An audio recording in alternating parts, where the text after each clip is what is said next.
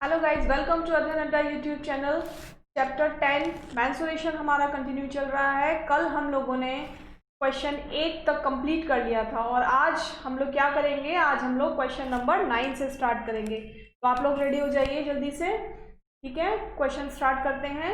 देखिए question number 9 है, find the side of the square whose perimeter is 20 metre. ठीक है, क्या करना है, एक ऐसे स्क्वायर का साइड हमें बतानी है जिसका पेरीमीटर 20 मीटर है। इट मीन्स अब अभी तक तो हमने क्या निकाला था, अभी तक तो हमने पेरीमीटर निकाला था, लेकिन अब हमें पेरीमीटर दिया हुआ है और we have to find side of the square. So let's start. सबसे पहले क्या लिखेंगे, सबसे पहले बताइए क्या लिखेंगे। सबसे पहले हम लिखेंगे हमारा फॉर्मूला। क्या है हमारा formula, what is the formula of square, perimeter of square. तो लिखेंगे perimeter of square is equal to क्या होता है, 4 इंटू साइड। ठीक है, ये क्या है, ये है फॉर्मूला किसका, स्क्वायर के पेरीमीटर का। अब हमें क्या दिया हुआ है, हमें ये दिया हुआ है। ठीक है, तो हमें क्या करना है, यहाँ पर हम वैल्यू पुट करेंगे और 4 इंटू साइड। अब यहाँ देखिए ये 4 जो है यहाँ मल्टीप्लिकेशन के साथ अटैच है ना। किसके साथ अटैच है, साइड से मल्टीप्लिकेशन के साथ अटैच है।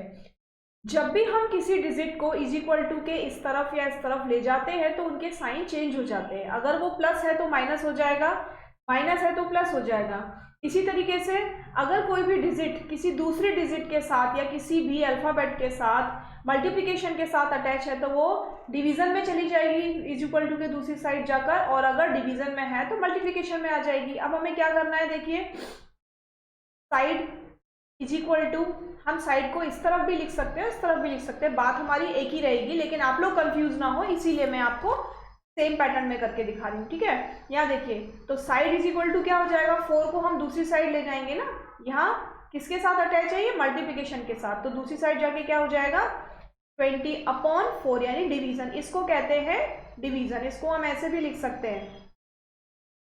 ठीक है, इसको हम ऐसे भी लिख सकते हैं और इसको हम ऐसे भी लिख सकते हैं। अब क्या होगा, अब लिखेंगे साइड इज इक्वल टू, और सिंपल जो डिवीजन होता है, डिवीजन करने के बाद 4 की टेबल में कितने टाइम्स में 20 आता है, 4 की टेबल्स में 5 टाइम्स में 20 आता है, तो 4 5 ज़ा 20 है, यहाँ कट करेंगे तो 4 5 ज़ा 20। ठीक है, तो कितना आंसर आ गया हमारा 5, and what is the unit, unit is metre. तो we get the side of square, मिल गई ना हमें स्क्वायर की साइड। तो हम क्या लिखेंगे, answer is equal to side of square is 5 metre. ठीक है, ये हो गया हमारा क्वेश्चन नंबर 9 का आंसर। क्लियर है, सभी को क्लियर है ना, कोई प्रॉब्लम तो नहीं हुई। क्या किया हम लोगों ने, सेम हम लोगों ने पहले फॉर्मूला लिखा, फॉर्मूला लिखने के बाद जो वैल्यूज हमें दे रखी हैं वो वैल्यूज वहां पुट करेंगे और बस डिवीजन और मल्टीप्लिकेशन करेंगे और हमें आंसर मिल जाएगा। ठीक है, आप देखिए next question, question number 10, the perimeter of a regular pentagon. Regular pentagon it means all sides are equal, है ना।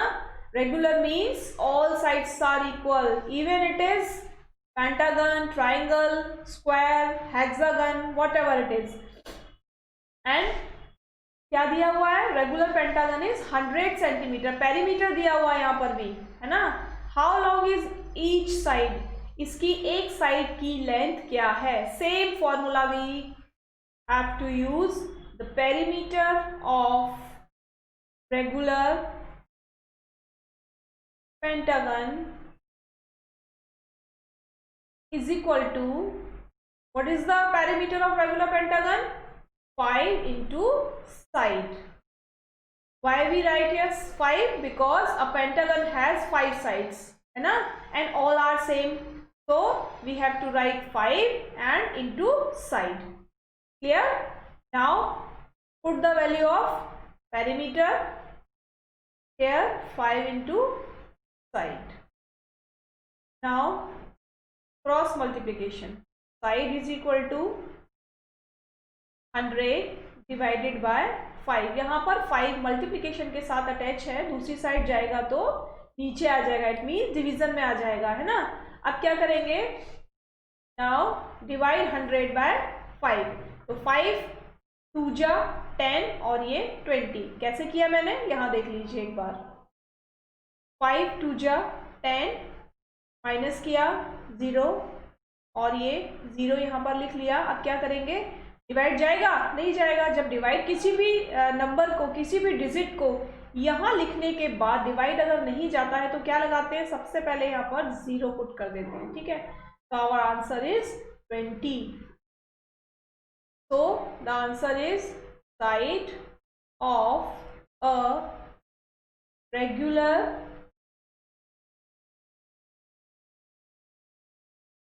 pentagon is 20 centimeter.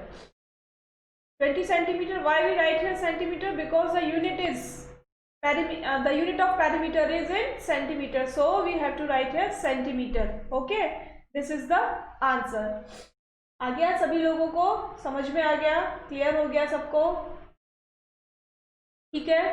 चले आगे फिर next question, question number 11। A piece of a string is 30 centimetre long. It means एक piece है किसी भी string का, वो कितना है, 30 सेंटीमीटर लॉन्ग है ना।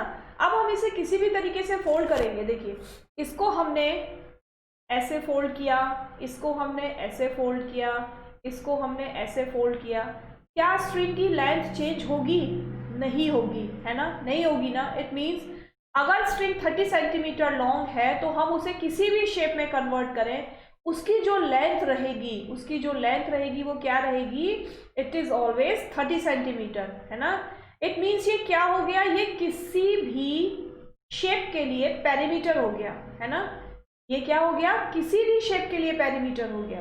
क्यों, क्योंकि जो स्ट्रिंग की लेंथ है वो कभी भी चेंज नहीं होगी। हम चाहे उससे ट्राइंगल बना लें, पेंटागन बना लें, हेक्सागन बना लें या स्क्वायर बना लें, ठीक है। Next, what will be the length of each side of the string is used to form. अब उसने ये पूछा है कि स्ट्रिंग की एक साइड की लेंथ क्या होगी अगर हम उससे क्या बनाते हैं, अगर हम उससे स्क्वायर बनाते हैं। तो ये स्क्वायर बनाया हमने, ये देखिए स्क्वायर का मतलब क्या हो गया भाई, इसी स्ट्रिंग को तो हमने फोल्ड किया है ना। 30 सेंटीमीटर की स्ट्रिंग से ही हमने क्या बनाया है, हमने स्क्वायर बनाया। इट मीन्स जो स्क्वायर का पेरीमीटर है it is 30 centimetre. The square of perimeter is 30 centimetre. So क्या है हमारे पास, अभी हमारे पास पेरीमीटर है स्क्वायर का, तो हम क्या लिखेंगे, P of square is equal to 4 into side. Clear, now 30 centimetre here and 4 into side. Now side is equal to 30 divided by 4. क्या आएगा बताइए, डिवीजन करके आंसर क्या आएगा, जल्दी से बताइए कि डिवीजन करके आंसर क्या आएगा। 4 4 जा 24, 4 4 जा 16, 4 5 जा 20, 4 6 जा 24 और 4 7 जा 28। अगर हम इसको यहाँ डिवाइड करेंगे तो कैसे करेंगे, 4 8 जा 28, 4 7 जा 28। अब माइनस करेंगे, 10 में से 8 माइनस किया तो 2 और यहाँ पर बच गया 2 में से 2 गया तो 0, पॉइंट लगा लेंगे, 0 बढ़ा लेंगे, है ना। इधर 0 लिख लेंगे पॉइंट लगाने के बाद, फिर क्या करेंगे, नाउ डिवाइड 24, 5 जा 20, ठीक है। आगे हमारा क्या आंसर आया, 7.5 centimetre. It means side is equal to 7.5 centimetre. ये हमें आंसर मिल गया। क्या मिल गया आंसर, स्क्वायर की एक साइड की लेंथ मिल गई, हमें मिली एक साइड की लेंथ, ठीक है। अब नेक्स्ट देखिए क्या दिया हुआ है, स्ट्रिंग सेम है, अभी भी स्ट्रिंग 30 सेंटीमीटर लॉन्ग है। क्या बनाया, equilateral triangle. This is the shape of equilateral triangle. It means the string, the length of the string is same 30 centimetre. What is the length of string, 30 centimetre long. और हमने उसी 30 centimetre से भी क्या बनाया है, equilateral triangle. It means the perimeter of a triangle is 30 centimetre, तो लिखेंगे P of triangle is equal to 3 into side, है ना। अब 30 इज इक्वल टू सेंटीमीटर लिख लीजिएगा 3 into side. Now side is equal to 30 divided by 3, sorry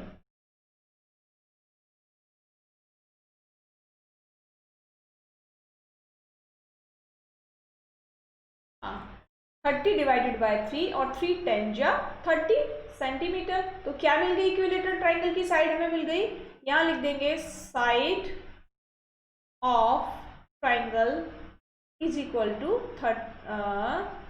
10 centimetre. ये हमारा हो गया आंसर। क्लियर सबको, है ना, क्लियर हो गया ना। नेक्स्ट देखिए, a regular hexagon. Regular hexagon means 6 sides. Hexagon means 6 sides, or regular means all sides are equal. Then all sides are equal, and hexagon, this is the shape of hexagon 1 2 3 4 5 6। ठीक है, अब क्या करेंगे, P of hexagon is equal to 6 into side, simple, 30 is equal to 6 into side, and now side is equal to 30 divided by 6। अब divide कर दीजिए इसको, फटाफट से डिवाइड कीजिए, बताइए क्या आएगा। 6 5 जा 30, 5 जा 30, तो answer is side of hexagon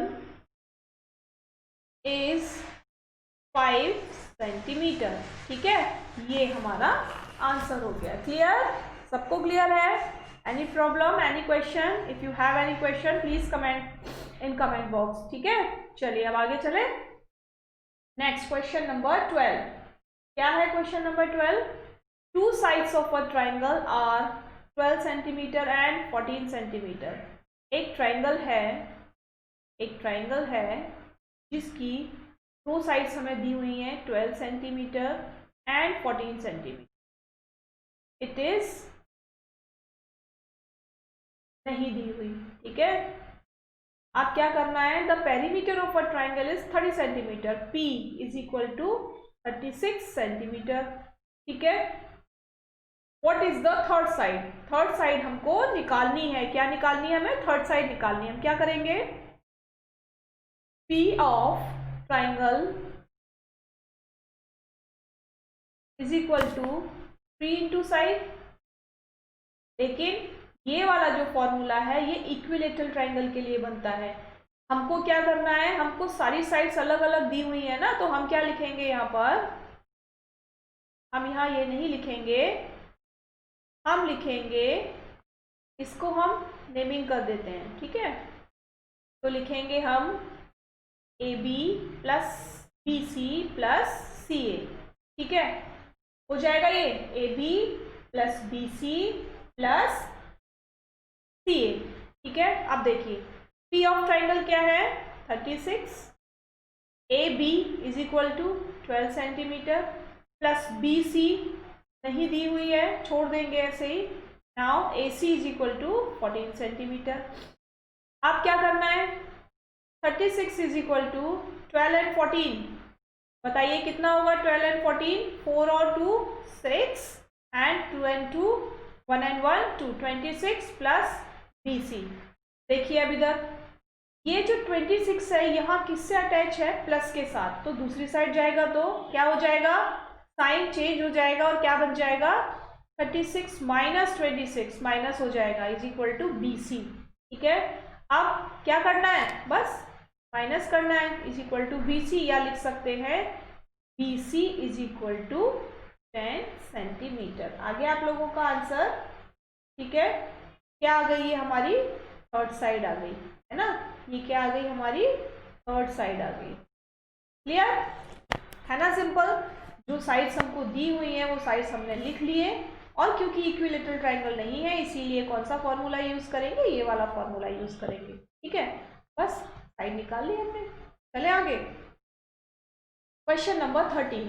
find the cost of fencing a square park of side 250 metre at the rate of 20 per metre. अब क्या निकालनी है? फेंसिंग की कॉस्ट निकालनी है। एक स्क्वायर पार्क है जिसकी साइड 250 मीटर है और 1 मीटर फेंसिंग की कॉस्ट आती है 20 रुपीज़। यानी 1 मीटर फेंसिंग करने के लिए जो भी हम यूज़ कर रहे हैं उसका जो कॉस्ट है वो 20 रुपीज़ है। अब कितनी यहाँ पर फेंसिंग लग जाएगी, यानी कितने मीटर फेंसिंग हो जाएगी और उसकी टोटल कॉस्ट क्या आएगी, ये बताना है। सबसे पहले इसके लिए क्या करेंगे, देखिए मान लीजिए ये मेरा स्क्वायर पार्क है, ठीक है। दिस इज माय, सॉरी ये तो रेक्टेंगल बन गया। रेक्टेंगल तो नहीं बनाना है, हमें बनाना है square. Okay,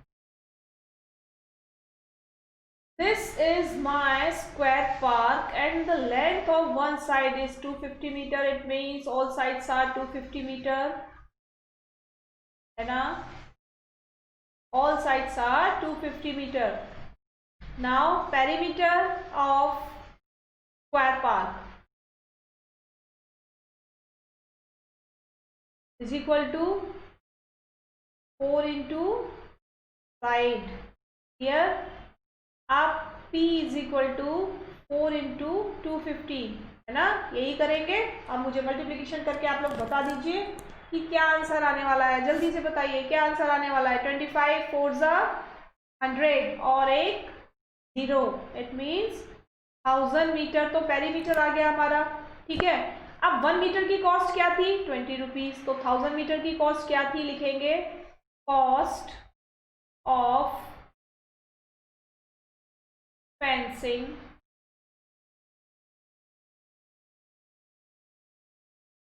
for 1000 metre is equal to, क्या लिखना है?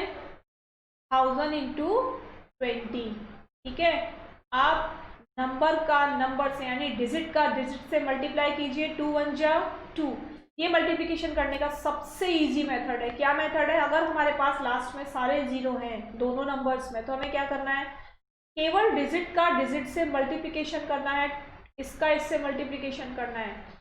2 1 जा 2 और जितने भी जीरो हैं count all the zeros and put here 1 2 3 and 4, 1 2 3 and 4, ठीक है।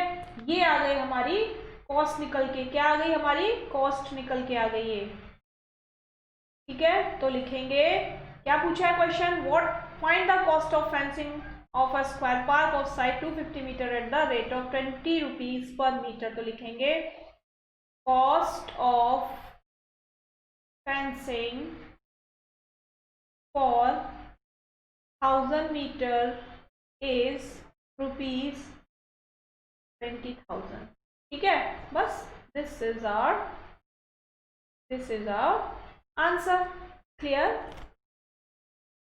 चलिए आगे चलते हैं। अब find the cost of fencing a rectangular park of length 175 meter and breadth 125 meter। It means this is my rectangular park, ठीक है, and length is 175 meter, breadth is 125 meter and at the rate of 12 rupees per meter। यानी यहाँ पर भी fencing करनी है। Fencing कहाँ होती है? फेंसिंग आउटसाइड में होती है हमेशा, है ना। यहाँ पर फेंसिंग, तो सबसे पहले हमारा क्या काम होता है? सबसे पहले we have to find out the perimeter.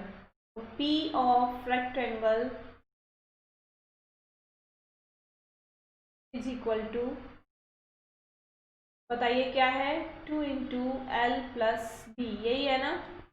आप लोगों को क्या करना होगा? L is equal to 175 metre, B is equal to 125 metre, ये डिनोट करेंगे, है ना।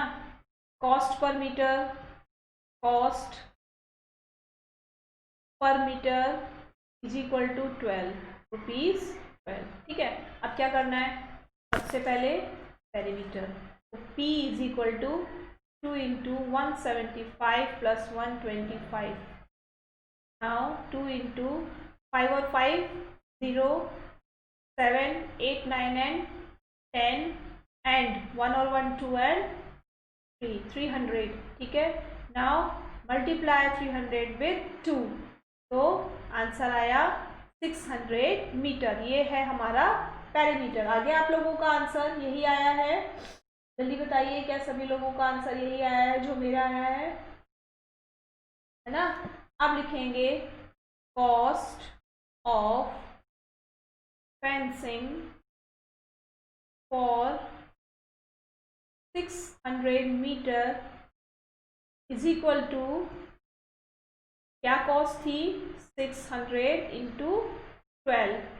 क्या आंसर आया, देखिए फिर से वही करेंगे, नंबर का नंबर से मल्टीप्लिकेशन करेंगे। 12 6 जा 72, यही आंसर है ना। और ये जो लास्ट के 2 जीरो हैं उनको यहाँ लगा देंगे और यहाँ पर लिख देंगे रुपीज। तो ये हमारा आ गया आंसर। तो आंसर मैं यहाँ लिख दूँ, यहाँ लिख देते हैं answer, cost of fencing for 600 metre is rupees. ठीक है, आंसर हो गया ये हमारा, है ना। इतना इजी सभी का आंसर आ रहा है ना, आराम से। अगर नहीं आ रहा है तो एक एक बार प्रैक्टिस कीजिए, एक बार मिस्टेक होगी, 2 बार मिस्टेक होगी, आफ्टर दैट सबका सही हो जाएगा, किसी का रॉन्ग नहीं होगा। लेकिन शर्त क्या है, शर्त केवल एक है कि आप लोगों को प्रैक्टिस करनी है ना। क्वेश्चन नंबर 15 देखिए, Sweety runs around the square park of a size 75 metre. एक स्क्वायर पार्क है, ये है square park of a size 75 metre. Bulbul runs around a rectangular park. Bulbul एक रेक्टेंगुलर पार्क के साथ में, ये 75 मीटर, तो ये भी 75 75 एंड 75। एंड बुलबुल जिस रेक्टेंगुलर पार्क के अराउंड घूम रही है उसकी जो लेंथ है 60 सेंटीमीटर है एंड ब्रेथ है उसकी 45 मीटर। ठीक है, हुज कवर्स लेस डिस्टेंस। कुछ नहीं करना है, कुछ भी नहीं करना है, घबराने की जरूरत बिल्कुल नहीं है। क्या करना है, इसका भी पेरीमीटर निकालिए और इसका भी पेरीमीटर निकालिए। बस सबसे पहले क्या लिखेंगे, Sweety runs around the square park, यहाँ लिखेंगे स्वीटी। ठीक है, तो स्वीटी के लिए लिखेंगे P ऑफ स्क्वायर पार्क। ठीक है, क्या होगा, 75 इज इक्वल टू 4 इंटू 5। ठीक है, अब 4 इंटू 75, बताइए 5 4 जा 20 और 4 7 जा 28 और 30। ठीक है, ये निकल कर आ गया इसका स्वीटी का। अब क्या करेंगे, बुलबुल के लिए यहाँ लिखेंगे बुलबुल, P of rectangular park.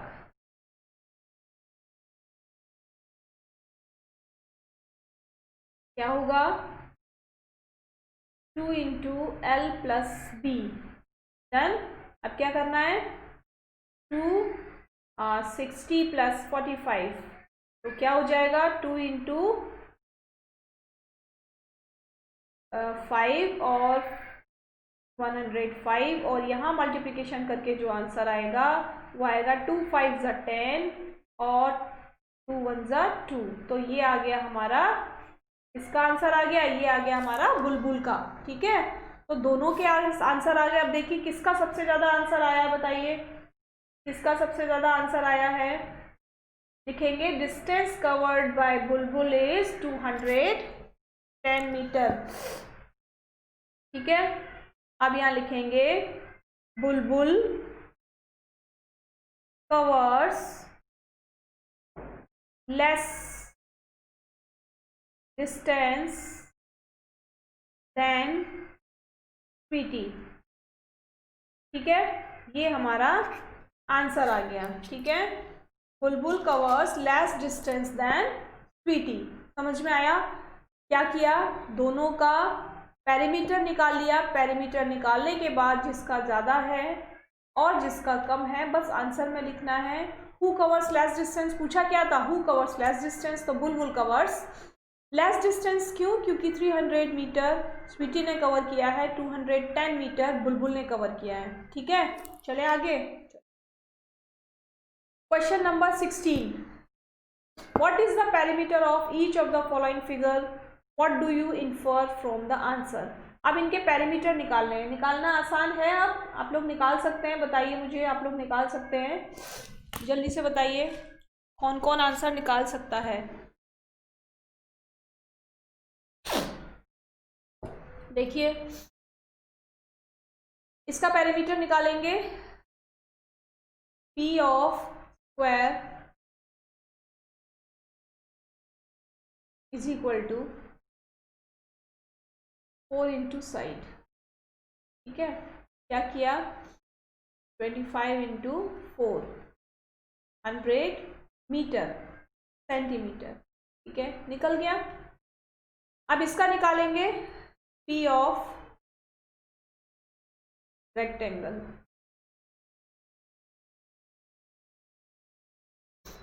uh, 40 plus 10, 2 into 50 is equal to 100 centimetre. अरे ये तो सेम आंसर आया है बिल्कुल, है ना?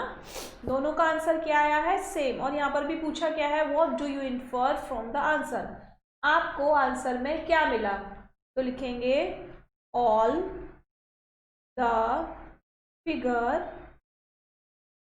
Have same perimeter. ठीक है, all the figure have same perimeter. दोनों का पेरीमीटर सेम है, इसीलिए आंसर में क्या लिखना है? All the figures have same perimeter. चले आगे, इसको देख लेते हैं अब। 30 पी ऑफ, पहले तो देखिए शेप कौन सी बन रही है, ये 20 है और ये 38 मीन्स रेक्टेंगल है, P of rectangle.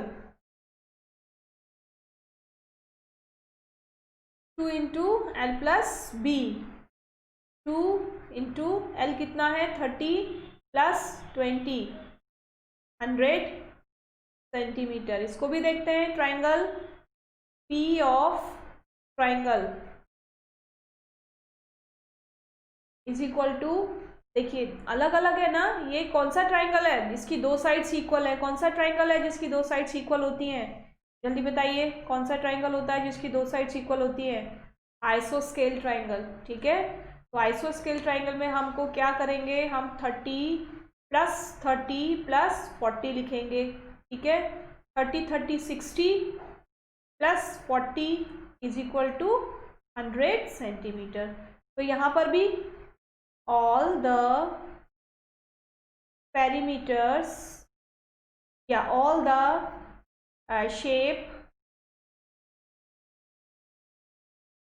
shapes has same perimeter। ठीक है, सभी शेप्स का जो पेरीमीटर है वो सेम है बिल्कुल, है ना? वहां पर भी सेम था, यहाँ देखिए इसका भी 100 है और यहाँ पर भी 100 है। यहाँ पर ऑल द शेप्स की जगह पर ऑल द फिगर्स भी लिख सकते हैं। ठीक है, चले आगे। Question number 17, Avneet buys 9 square paving slabs each with a side of 1.5 metre. यानी उसने 9 स्क्वायर्स खरीदी हैं, स्लैब्स, है ना? 9 स्क्वायर स्लैब्स उसने खरीदी हैं और हर एक स्लैब की जो साइड है वो हाफ है। यानी अगर मैं एक स्लैब की बात करूं तो इसकी जो लेंथ है वो हाफ मीटर है। ठीक है, और ये कैसी है? स्क्वायर है, इट मीन्स ये भी हाफ होगी, ये भी हाफ होगी, ये भी हाफ होगी। ठीक है, अब क्या करना है हमें? He lays them in a form of a square. उसने उन सबको एक स्क्वायर की फॉर्म में लगा दिया। यहाँ पर लगा हुआ है सामने। अब क्या किया? What is the perimeter of it arrangement. उसके अरेंजमेंट का पेरीमीटर क्या है? पेरीमीटर में क्या करना है हमको ये जो साइड है, बाहर वाले जो रो है, केवल बाउंड्रीज का पेरीमीटर निकालना है। बाउंड्रीज को कैलकुलेट करके निकालना है और वही हमारा पेरीमीटर हो जाएगा। तो बताइए कैसे निकाल सकते हैं? आप लोग बताइए, जल्दी से बता दीजिए कैसे निकाल सकते हैं। देखिए, साइड ऑफ अ स्क्वायर क्या होता है? साइड ऑफ अ स्क्वायर होता है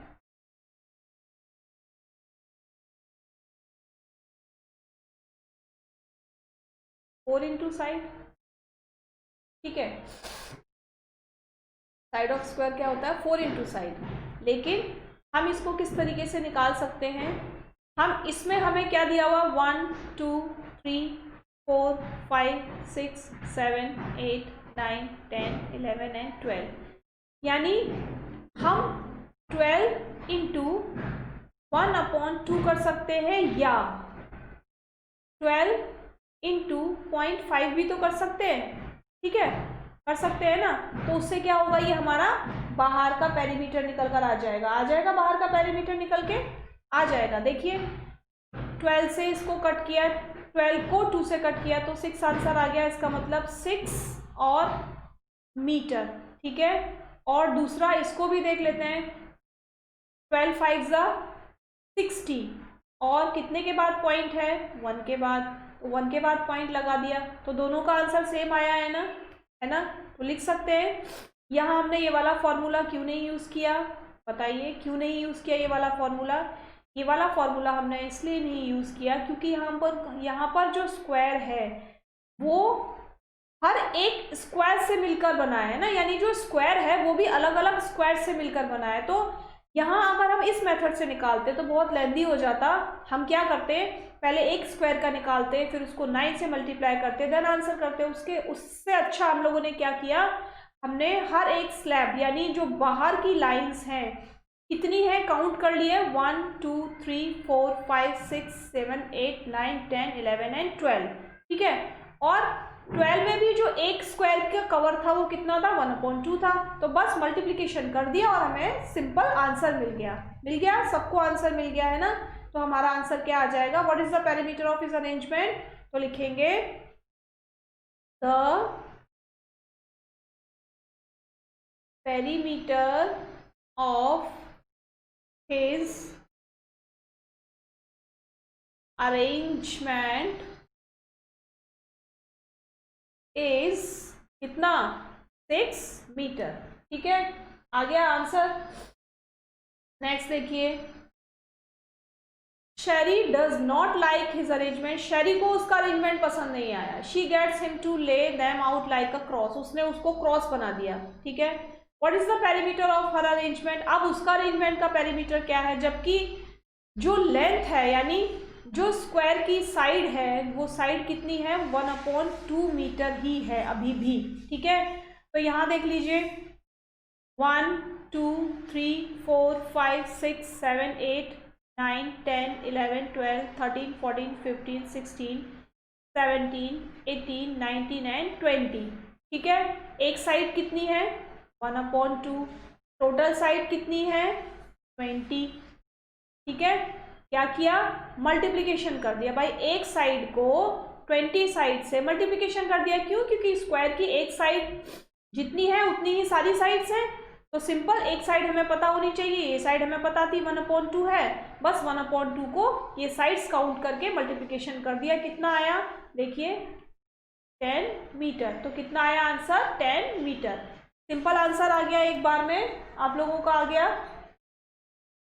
बताइए आप लोगों का आ गया। और दूसरा तरीका भी इसमें देख लीजिए, दूसरा तरीका क्या है, P ऑफ शेप या P of figure is equal to, ये 0.5 है 0.5 लिख लिया, प्लस 0.5 और 0.5 1 हो गया, ये वाला 0.5 फिर से 1 हो गया, फिर ये वाला 0.5 लिखेंगे, फिर ये और ये फिर से मिलकर 1 हो गया, अब ये और ये मिलकर फिर से 1 हो गया।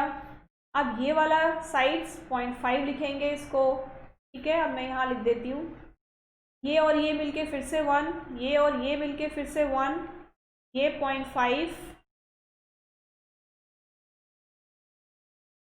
ठीक है। अब 1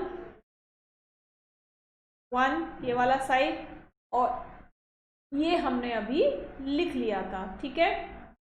अब काउंट कर लीजिए इसको 1 2 3 4 5 6 7 8, और ये मिलकर 9, और ये वाला मिलकर 10 मीटर बना लेंगे, है ना। ऐसे भी आंसर आ गया, तो दोनों में से किसी भी तरीके से आंसर आ सकता है ना, कोई प्रॉब्लम नहीं है ना,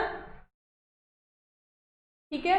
अब क्वेश्चन में क्या पूछा है, नेक्स्ट देख लेते हैं क्या पूछा है क्वेश्चन में। दोनों के पेरीमीटर निकल कर आ गए, एक का आ गया 6 मीटर और दूसरा जो शरी ने बनाया उसको फिगर को, उसका आ गया 10 metre.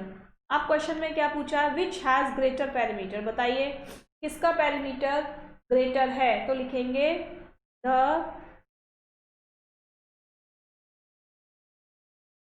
Arrangement in the form of cross has greater perimeter। ठीक है। क्वेश्चन डी में क्या पूछा है, Avneet wonders if there is a way of getting an even greater perimeter, can you find a way of doing this? The paving slabs must meet along complete edge, that is they cannot be broken। तो लिखेंगे इसका answer, the perimeter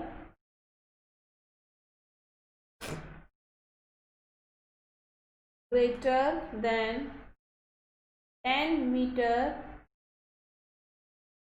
cannot be determined। ठीक है। क्या पूछा था question में, question में पूछा था क्या स्लैब्स को कुछ और तरीके से लगाया जा सकता है जिससे कि पेरीमीटर इससे भी बड़ा हो जाए। तो नहीं हो सकता ना, ऐसा नहीं हो सकता है ना। जो 10 मीटर निकल कर आया वो हमारा सबसे बड़ा पेरीमीटर था। इन्हीं स्लैब्स को लेकर 9 स्लैब्स को लेकर जो हमारा पेरीमीटर निकल कर आया वो सबसे बड़ा पेरीमीटर था। इसके अलावा हम किसी भी शेप में इनको रख लें, इससे बड़ा पेरीमीटर नहीं आ सकता। इसीलिए हम आंसर क्या लिखेंगे, the perimeter greater than 10 metre can not be determined. ये क्या है, हमारा आंसर है। तो आज हमारी एक्सरसाइज 10.1 कंप्लीट हो गई है। आई होप आप लोगों को समझ में आई होगी और आप लोगों ने प्रैक्टिस भी की होगी घर पे, है ना। अगर आप लोग प्रैक्टिस नहीं करेंगे तो ये आउट ऑफ माइंड हो जाएगी। So please do practice all the chapters, keep practicing. अगर आप लोग प्रैक्टिस करते रहेंगे तो आप लोगों को चैप्टर समझने में प्रॉब्लम नहीं होगी। क्यों? क्योंकि नेक्स्ट सेशन में भी जब आप जाएंगे ना, क्लास 7 में भी जाएंगे, तो यही चैप्टर्स आने वाले हैं, केवल थोड़े से ब्रॉड होते जाएंगे। लेकिन अगर बेस क्लियर नहीं होगा तो वहाँ आप लोगों को ज़्यादा प्रॉब्लम हो जाएगी, है ना। अभी तो हम लोग बेस लेकर चल रहे हैं, ये जस्ट स्टार्टिंग है चैप्टर्स की। तो आप लोग प्रैक्टिस करते रहिए और मेरे साथ बने रहिए। इसी तरीके से लाइक, शेयर और कमेंट करते रहिए। अगर कोई प्रॉब्लम है, किसी क्वेश्चन में प्रॉब्लम है, तो वहाँ पर भी आप लोग मुझे कमेंट करके पूछ सकते हैं। हम लोग आपके क्वेश्चंस का आंसर ज़रूर देंगे, ठीक है। तो कीप हेल्दी, स्टे होम। अपने आप को बिल्कुल भी घर से बाहर निकालने की ज़रूरत अभी नहीं है। बहुत पैंडेमिक सेशन इस टाइम चल रहा है, तो आप लोग घर में रहिए और एकदम ठीक रहिए, लेकिन पढ़ते रहिए, ठीक है। Thank you.